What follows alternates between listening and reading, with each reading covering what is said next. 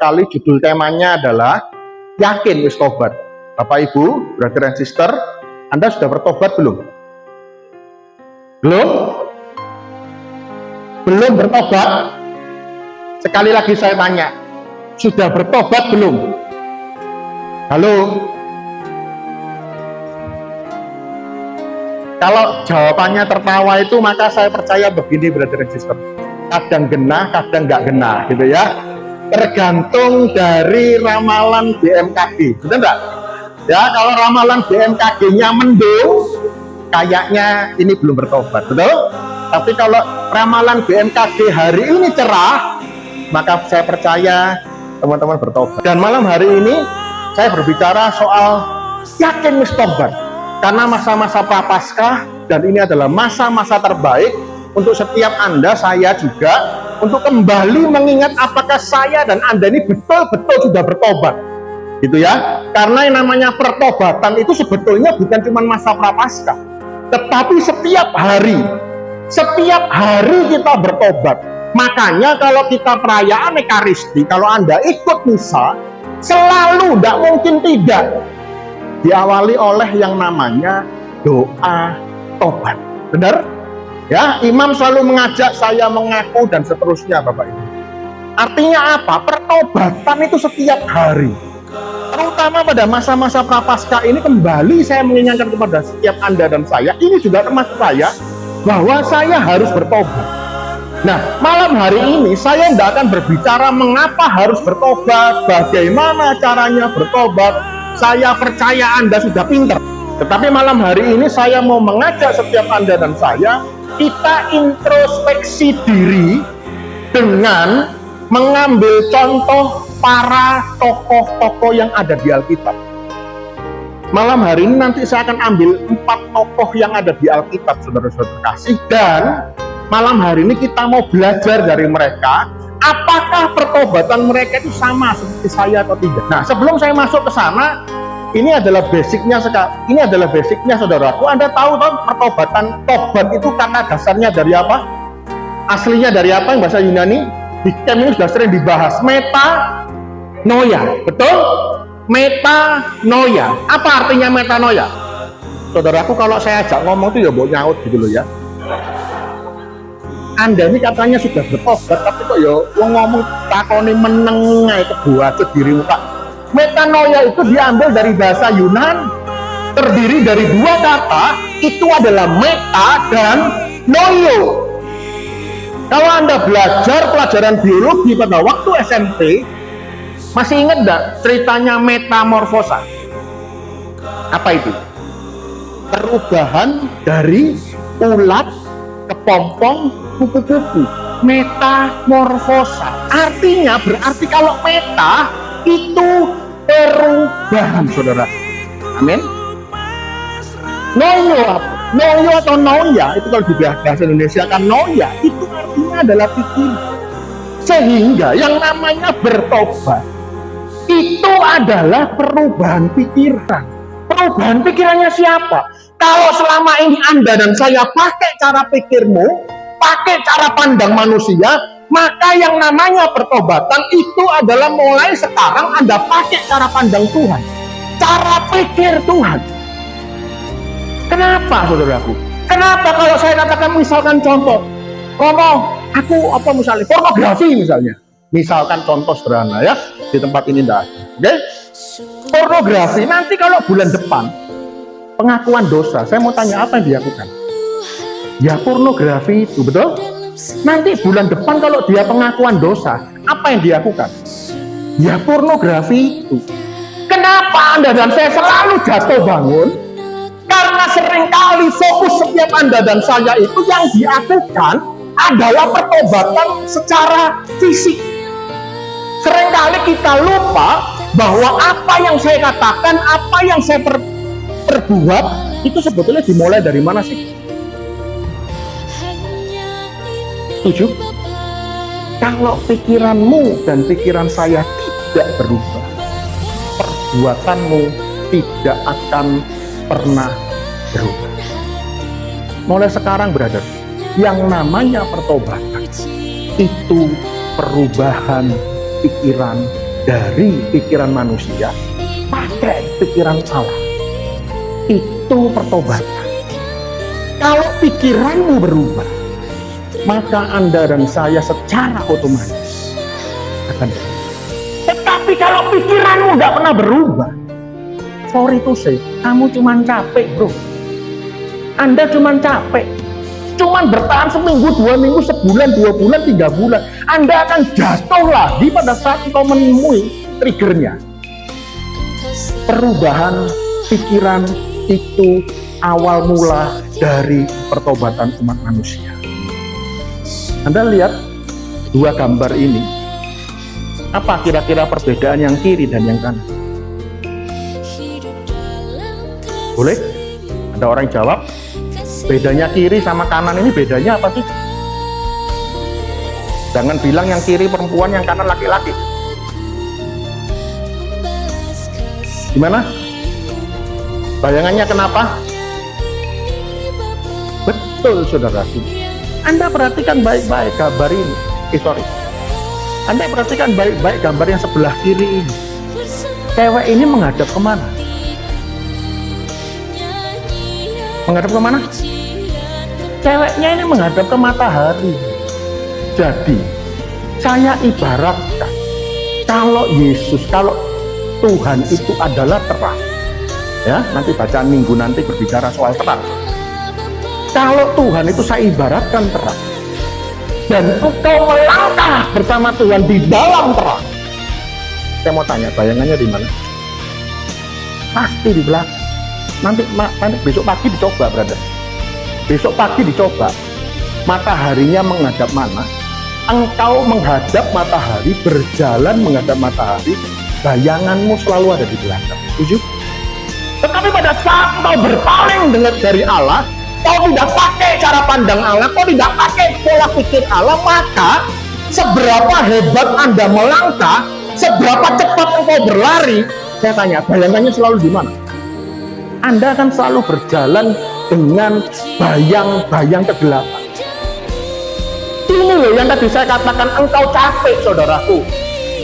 Ini yang saya mau katakan, engkau akan capek kalau engkau bertobat tapi engkau selalu berada di dalam bayang-bayang kegelapan. Mulai sekarang belajar, saudaraku, pakai cara pikir, cara pandang, paradigma Allah. Maka kau akan jalani hari-hari pertobatan dengan menyenangkan. Amin. Nah, malam hari ini sekali lagi saya janjikan pada Anda, kita belajar. Saya tidak akan ngomong bagaimana caranya, mengapa. Tidak, Anda sudah pintar. Saya hanya bercerita, memaparkan tokoh-tokoh para yang ada di Alkitab, bagaimana mereka bertobat. Yang pertama, kalau Anda lihat gambar ini, teringat peristiwanya siapa ini? Ceritanya Kain dan Habel. Anda kan tahu bagaimana ceritanya Kain dan Habel, betul ya?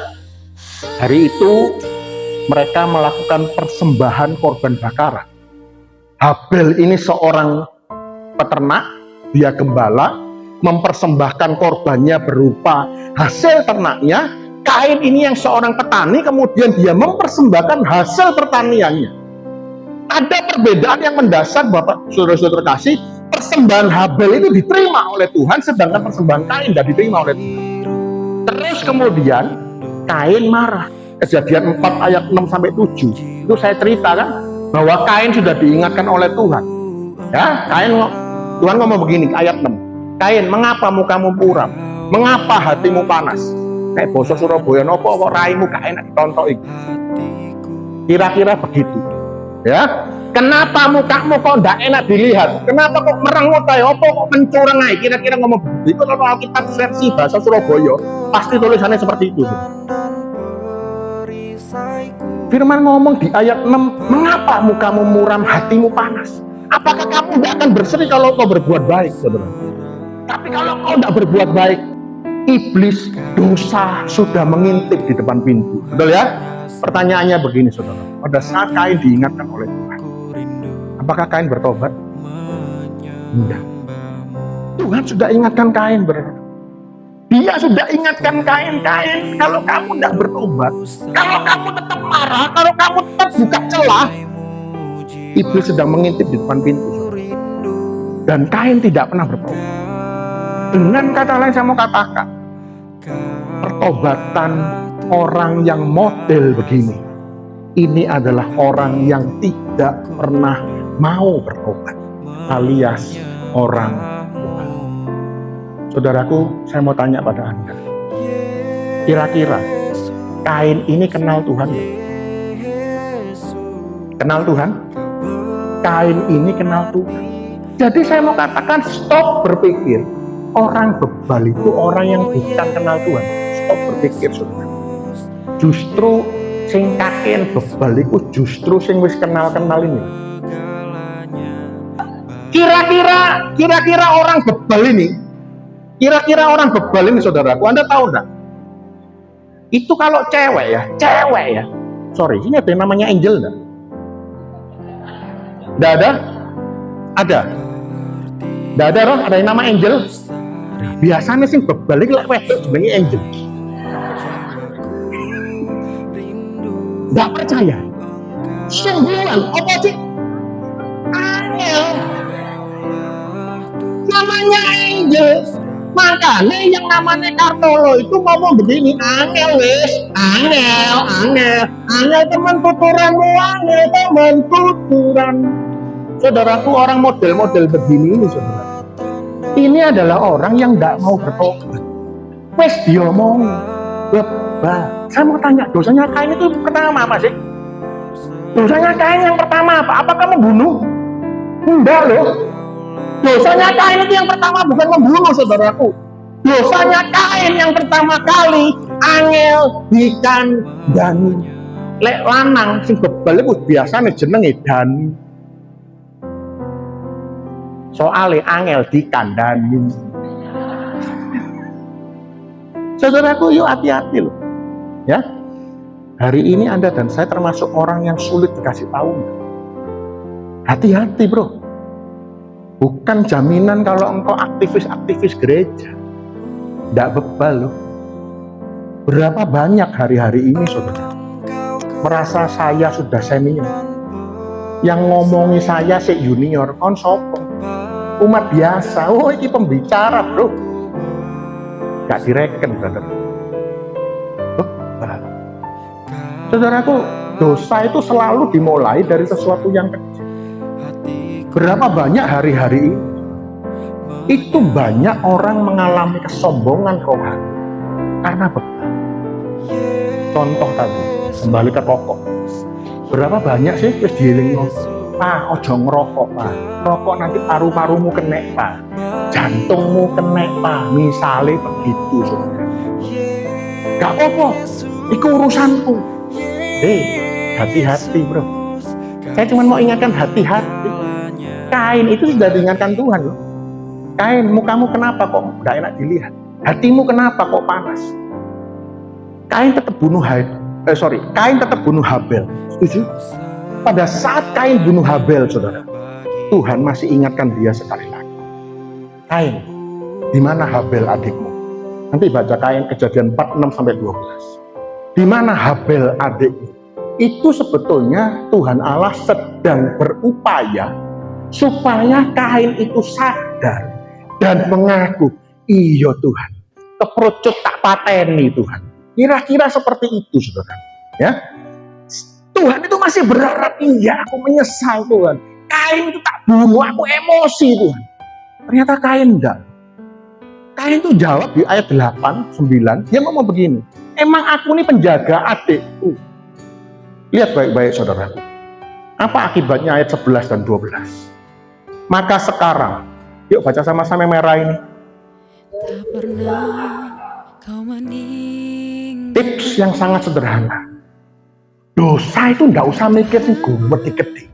Membunuhlah, mencurilah, merampoklah, memperkosalah, nggak usah. Sing gampang-gampang, enteng-enteng saja. Tetapi pada saat Anda dan saya menjadi orang bebal, hidupmu, saudara, sama seperti Kain. Mulai hari ini, yuk bertobat. Saya ketemu begini, banyak orang itu gini, saudara. Saya pernah bicara di tempat lain, saya ngomong begini, atas dasar kebenaran. Ya, perhatikan. Atas dasar kebenaran.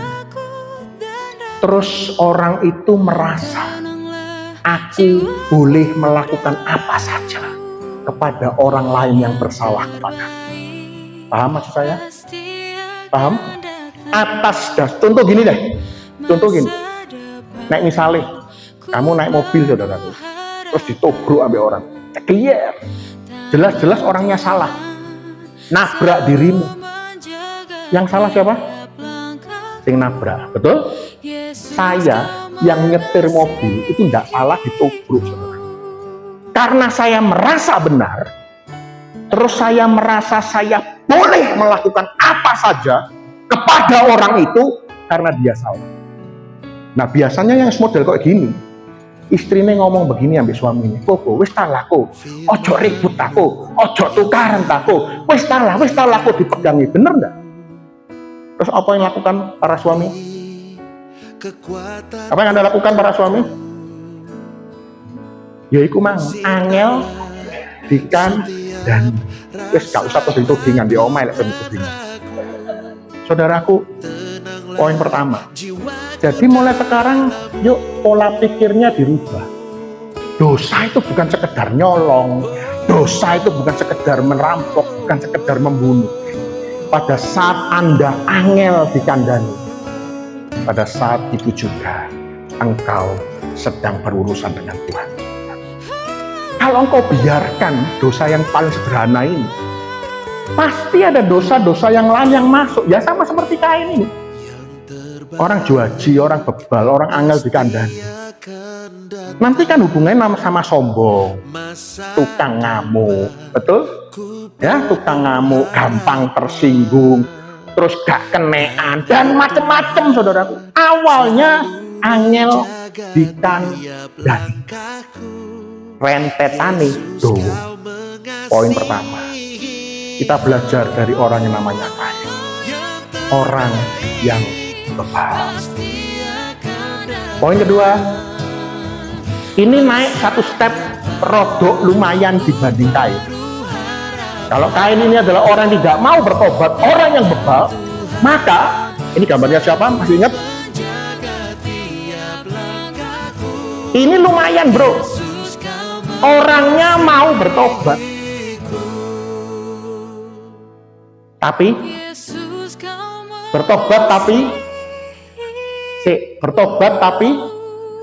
banyak alasan. Kira-kira kalau di Alkitab model begini siapa nih? Anda tahu ceritanya kok ini? Kenal nggak yang namanya Saul? Kenal nggak yang namanya Saul? Ceritanya Saul waktu dia disuruh sama Tuhan untuk perang lawan bangsa Amalek. Bapak Ibu tahu? Waktu itu kan nanti baca ya 1 Samuel 15 1-34. Ini panjang banget nggak saya tampilkan ya. Tapi singkat ceritanya gini. Tuhan itu nyuruh Samuel ngomong sama Saul, "Saul, kamu perang ya lawan Amalek. Nanti kamu tumpas semua bangsa Amalek itu, termasuk rajanya yang namanya Agag itu. Kamu harus bunuh. Emas, perak, permata tidak boleh kamu bawa. Binatang-binatang yang ada bunuh semua." Perang. Saul perang, saudaraku. Menang karena diberkati, disertai sama Tuhan. Menang. Tetapi pada saat bangsa Israel itu menang di bawah pimpinan Saul, Agag itu tidak dibunuh. Dia cuma diborgo, kemudian diarak. Orang-orang di sekitar dia, "Oh, hidup Raja Saul, saudara." Bukan cuma sekedar Agag saja yang dibawa, babi yang lemu-lemu itu seperti saya itu dibawa pulang. Oke? Sapi yang lemu-lemu dibawa pulang. Sing kuru-kuru, sing elek-elek, sing penyakitan dibunuh. Tapi sing lemu-lemu, montok-montok, gemoy-gemoy itu dibawa pulang. Saudaraku, terus kemudian Tuhan itu ngomong sama Samuel, "Samuel, Saul tuh gitu sih, perintahnya kan tidak begitu." Setuju? Akhirnya Samuel ini datang kepada Saul. Samuel itu negur Saul. Kira-kira begini, "Hei Saul, kamu tuh kenapa kok tidak bunuh Agag? Kamu kenapa kok bawa binatang-binatang itu kamu bawa, kenapa? Emas-emasan kok kamu bawa, kenapa? Saudara, saya mau tanya pada Anda, Saul nurut enggak? Enggak nurut. Sama seperti Kain pertamanya, saudara. Ini loh jawaban Saul. Yuk dibaca yuk. Jawab Saul 1, 2, 3.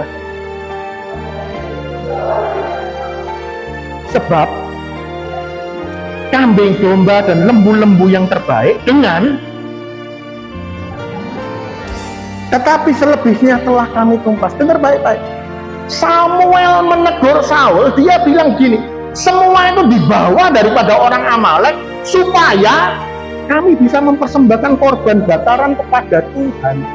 Saudaraku, lihat baik-baik. Cari alasan enggak? Cari alasan enggak? Cari pembenaran enggak?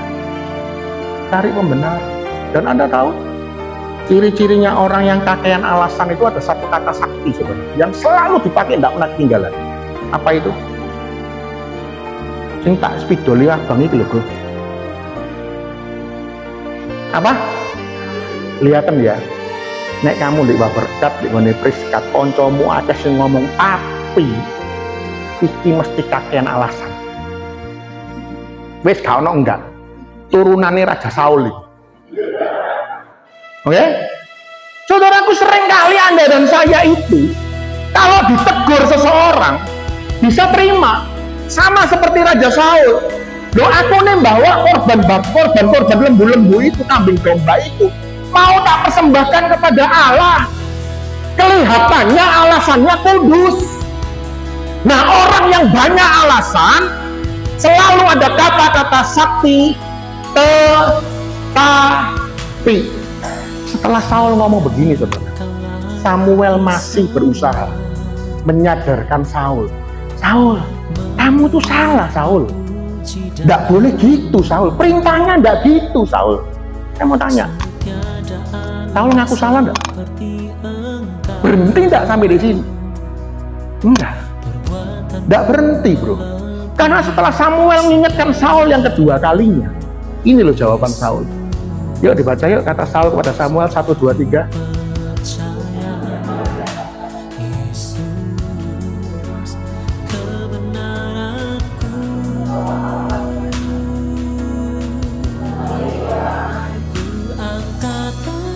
Alasannya yang mana ini? Aku memang mendengarkan suara Tuhan, mengikuti jalan yang telah disuruh Tuhan. Terus kata-kata saktinya apa? Tetapi, kakean alasan. Oke?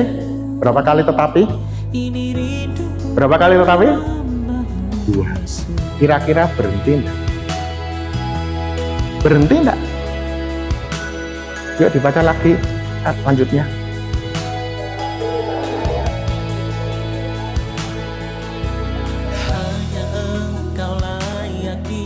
Untuk mempersembahkan korban kepada Tuhan Allahmu di Gilgal. Berapa kali tetapinya? 3 kali tetapi. Dan selalu ada alasannya. Dia ngomong, aku mengambil barang-barang jaran itu. Mana itu? Kambing domba dan lembu-lembu terbaik yang dikhususkan untuk ditumpas untuk mempersembahkan korban kepada Tuhan Allahmu di Gilgal. Sekali lagi dia tetap ngotot, brother. Padahal Samuel sudah berusaha mengingatkan Saul, dan Samuel tidak berhenti. Samuel tetap berusaha. Samuel juga ngotot. Perintahnya tidak begitu.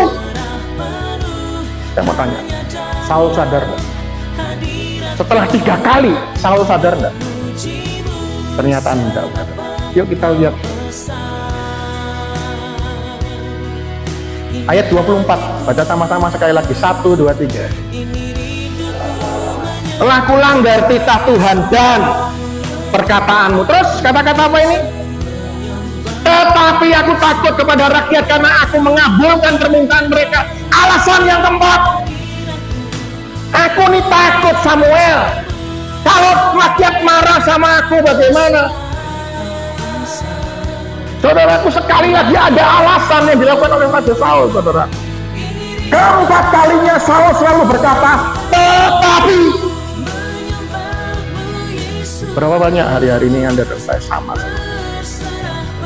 Engkau diingatkan oleh istrimu, engkau diingatkan oleh suamimu, engkau diingatkan oleh anak. Ini loh anak saya, sering mengingatkan saya. Saya kadang-kadang juga titisannya Raja Saul, saudara. Anak saya itu sering mengingatkan saya, Pak, malam-malam nggak usah makan, Pak. Iya, Yona, aku ngerti, nggak usah diomongi. Tapi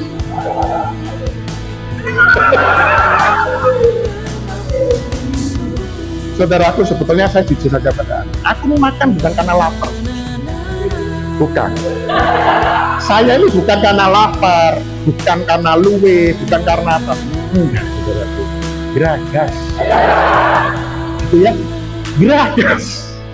Nyonyo. Di rumah ono tahu tek lewat tek. Waduh, iki mulai padahal ya harus makan sebetulnya. Betul? Di rumah diem-diem gak ono lapo-lapo, duk sego goreng lewat.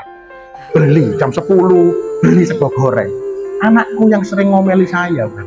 Tapi sekali lagi, makanya saya bilang, nek ramalan BMKG-nya cuaca cerah, saya bertobat. Tapi nek ramalan BMKG hari itu ngomong ini mendung gelap, berpotensi hujan deras. Nah iki, sego goreng lewat iki tuku, saudara. Saya sering kali sama seperti Raja Saul. Berapa banyak hari-hari ini Anda dan saya tidak beda dengan Raja Saul. Berapa banyak Anda diingatkan oleh orang lain, saudaraku.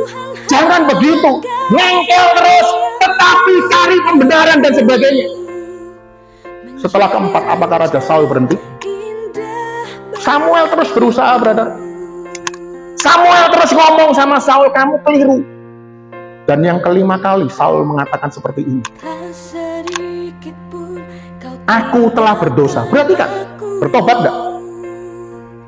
Keempat dan kelima itu Anda lihat ayat 24 sama 30, aku telah berdosa. 30 juga dia ngomong, aku telah berdosa. Tetapi selalu ada kata-kata yang bilang tetapi.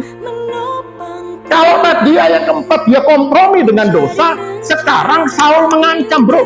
Tetapi tunjukkanlah hormatmu sekarang di hadapan para tua-tua bangsaku dan di depan orang Israel. Iki rojo suntoloyo, wis keliru, salah, dielingnya njaluk dihormati. Saudaraku, lihat. 5 kali Samuel mengingatkan Saul. 5 kali Saul tetap banyak alasan. Akhirnya Saul itu, ya wis lah Saul, karepmu wis mbuh karepmu, aku wis ngelingno kamu, pesannya Tuhan wis tak sampekno ndek kamu, nek kamu ndak nurut yo karepmu. Kira-kira Samuel ngomong begitu, saudara. Dan Alkitab mencatat begini, sejak saat itu Samuel tidak pernah lagi ketemu sama Saul. Dan yang paling menyedihkan, ayat 35b ngomong begini, Tuhan menyesal karena ia menjadikan Saul raja atas Israel. Mulai hari ini hati-hati, saudara. Anda tahu bagaimana akhir kisah hidup Saul? Dia bunuh diri loh. Pada saat dia dikepung sama banyak orang, dia menjatuhkan diri di tengah-tengah ini apa namanya tombak pedang, dia menjatuhkan diri, dia mati bunuh diri. Sejak saat dia ditolak oleh Tuhan, dia gila, bro. Jadi paranoid, jadi orang stres. Dan akhir kisah hidup Saul sungguh-sungguh menyedihkan. Poin kedua, brother, bertobat tapi banyak alasan. Yang ketiga, pasti tahu dong siapa ini? Tahu dong siapa? Yudas.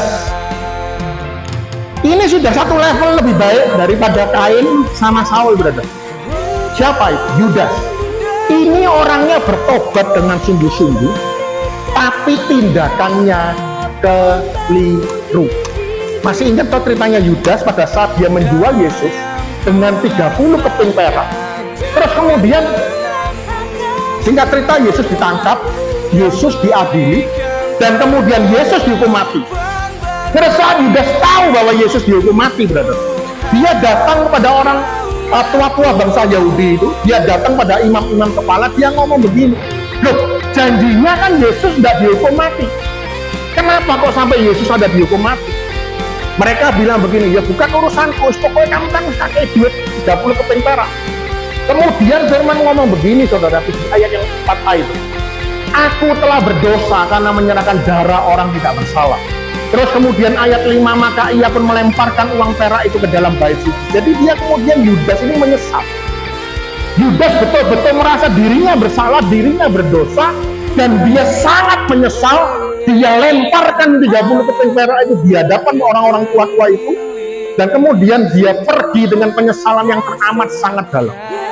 Persoalannya adalah Yudas bunuh diri. Betul ya? Berapa banyak hari-hari ini, saudara? Engkau menyesal, yes. Tapi engkau merasa dosaku begitu kotor, begitu hina, aku tidak layak, aku tidak pantas. Terus kemudian kau bilang, Tuhan, aku tidak mau ke gereja, Tuhan. Aku tidak layak, Tuhan. Aku tidak pantas. Itu sebetulnya dengan kata lain, brother, Anda dan saya itu mau bilang begini loh, Tuhan, kuasamu itu kalah sama kuasanya setan, Tuhan. Saya punya pengalaman. Bapak ini cerita, umurnya kira-kira 65 tahun begitu. Cerita bla bla bla bla bagaimana dia masa mudanya nakal begini-gini, wah macam-macam. Dan saya dengar, saudaraku, memang betul-betul mengerikan. Lebih mengerikan dari saya. Lebih mengerikan dari Pak Ketua PD ini. Lebih mengerikan, saudaraku. Ceritanya itu betul-betul mengerikan. Perang ya. Itu betul-betul mengerikan. Saya tidak usah cerita. Terus singkat cerita dia bilang begini, umurnya sudah 65 tahun, saudaraku. Terus dia bilang, Pak, saya ini sudah 30 tahun loh nggak terima hosting. Loh, Pak, Bapak ini nggak pernah ke gereja toh? Loh, saya ke gereja, tapi saya misa, saya nggak pernah terima hosting. Terus saya tanya, kenapa, Pak? Ya karena saya nggak layak, Bro Erwin. Saya nggak bisa terima tubuh Kristus itu.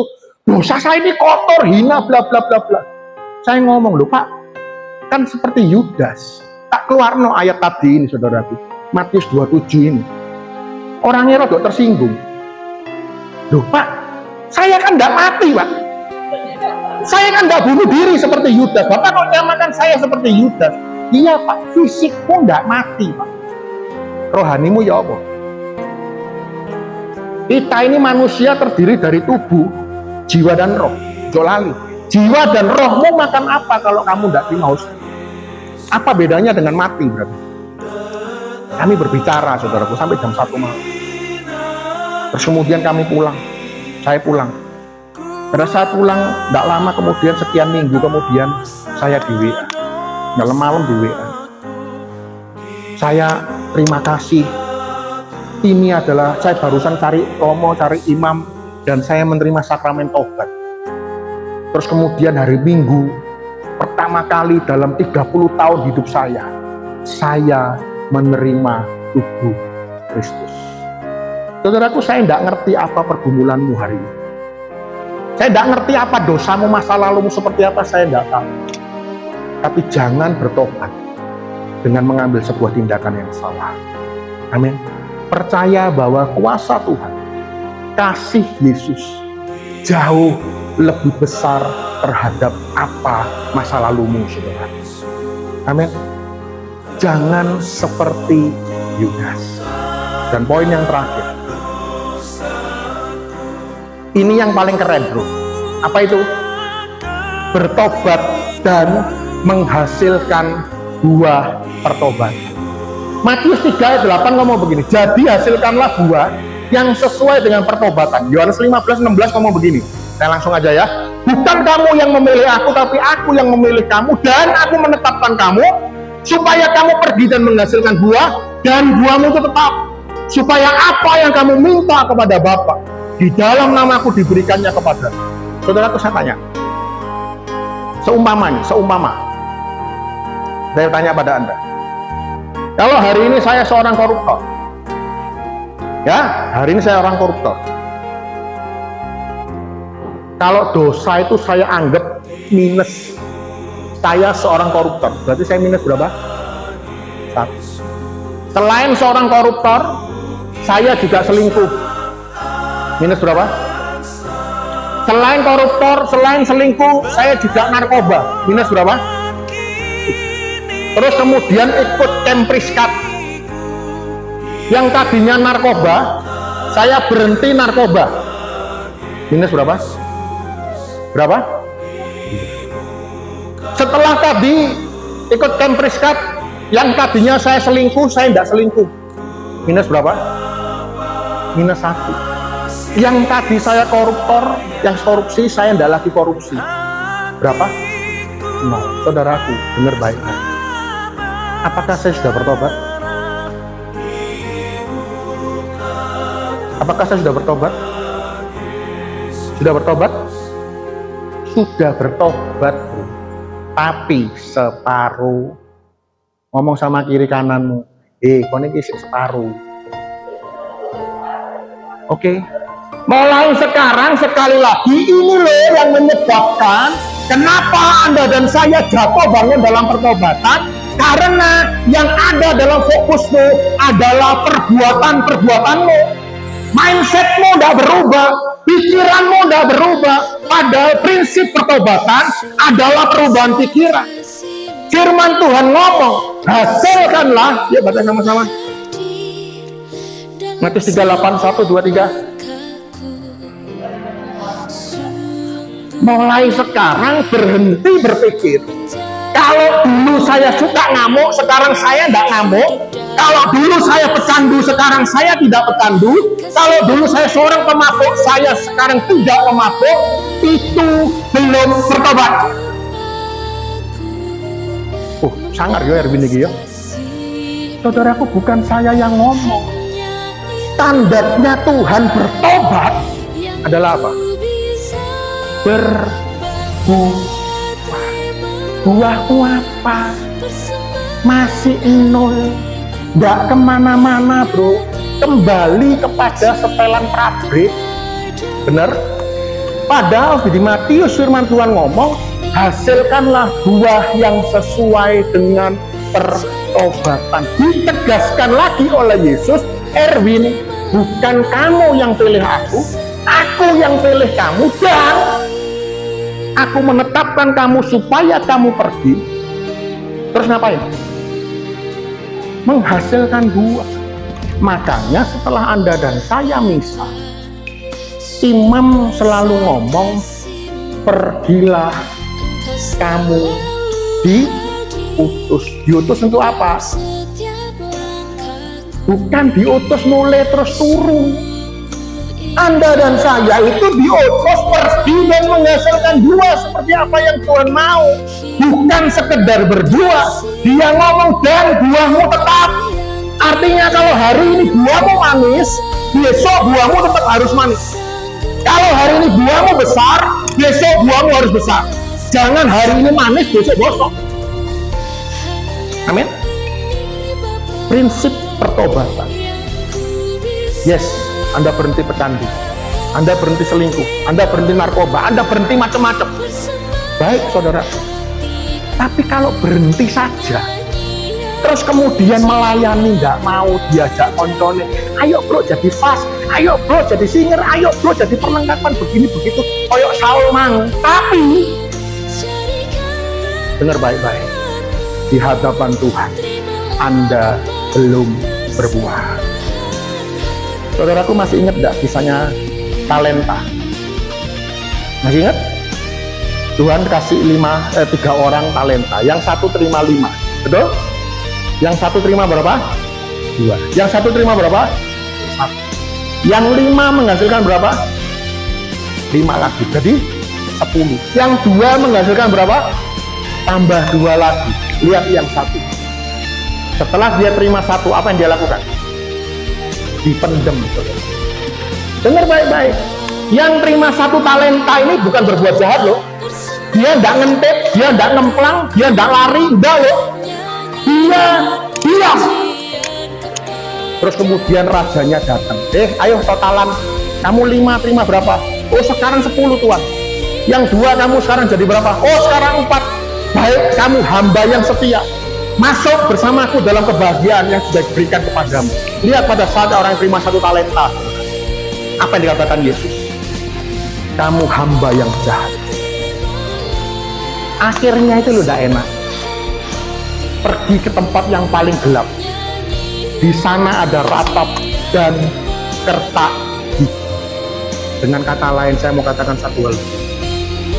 Syarat masuk neraka tidak harus berbuat jahat. Yes. Jangan berpikir begini, aku loh orang rumahan, gak selingkuh, gak narkoba, gak mabuk, gak ini, gak itu, tapi diam, tidak berbuah. Sama orang yang terima 1 talenta tadi. Yesus bilang, apa kejahatan yang terima 1 talenta? Coba tunjukkan pada saya, apa kejahatannya? Gak ada, bro. Yang dia lakukan satu-satunya kejahatan, dan itu ada di neraka. Dia diam. Saudaraku, kalau engkau diam, gak berbuah, Tuhan ngomong, hei, kamu terima 1 talenta, kamu gak berbuah loh, masuk di neraka. Mulai sekarang hati-hati, brother. Tuhan minta standarmu adalah berbuah. Contohnya siapa yang di kitab suci? Sudah selesai, saudara. Paulus, Santo Santa, para rasul, mereka adalah contoh yang berbuah. Saya ambil contoh Paulus yang paling gampang. Anda dan saya hari ini ada di Catholic Center. Itu buah dari pertobatan Paulus. Paulus itu adalah orang yang memberitakan Injil kepada orang-orang di luar bangsa Yahudi. Betul? Betul? Anda di sini ada yang Yahudi? Tidak ada? Tidak ada orang Yahudi? Anda dan saya mengenal Kristus karena buah pertobatan dari Paulus. Engkau sudah kenal siapa Paulus, saya tidak usah cerita. Tapi pada saat dia bertobat, dia berbuah. Dan Alkitab yang paling banyak nulis siapa, brother? Paulus. Yuk mulai sekarang, poin keempat, kita belajar dari Paulus, belajar dari para murid, belajar dari para Santo Santa. Mereka bertobat dan kemudian mereka berbuah. Tim pujian Anda naik. Saya tutup dengan satu quotes. Ini adalah quotes-nya Santo Agustinus. Anda kenal tuh siapa Santo Agustinus, brother? Ini mirip-mirip sama Paulus ini. Ini mirip-mirip sama Paulus. Santo Agustinus ngomong tidak ada orang kudus tanpa masa lalu. Dan tidak ada pendosa tanpa masa depan. Semua santo dan santa, semua orang-orang kudus punya masa lalu yang tidak baik. Amin. Tetapi pada saat dia memutuskan, dia bertobat, dia berbuah. Dan hari ini Anda dan saya merasakan buah pertobatan mereka. Jangan diem, ambil bagian. Apa yang Anda bisa kerjakan, lakukan, brother. Jangan diam. Saya tambahin sedikit, mumpung masa Prapaskah. Anda tahu kenapa setiap di gereja itu ada amplop APP? Anda tahu? Teorinya ya, teorinya. Kalau Anda pantang dan puasa, kalau biasanya makan rawon, harganya samban. Karena pantang terus mangan pecel, harganya 15.000. 15.000-nya dimasukkan mana? Amplop APP. Betul? Betul?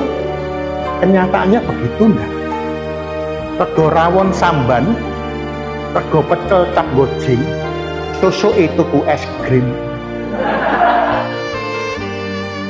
Saudaraku, gereja itu menyediakan Anda sarana untuk APP karena Anda diberi kesempatan berbuah. APP itu disetorkan ke keuskupan, diberikan untuk karya-karya gereja, karya-karya kemanusiaan.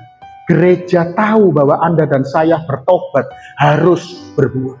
Dan gereja memberikan kesempatan dengan cara yang sederhana, berbuahlah melalui amplop APP. Tapi kalau saya pesan begini, jangan sampai nanti tidak kolektor. Jadi ini Bro Erwin kok setor di amplop APP, gak usah setor di kolektor, tidak begitu.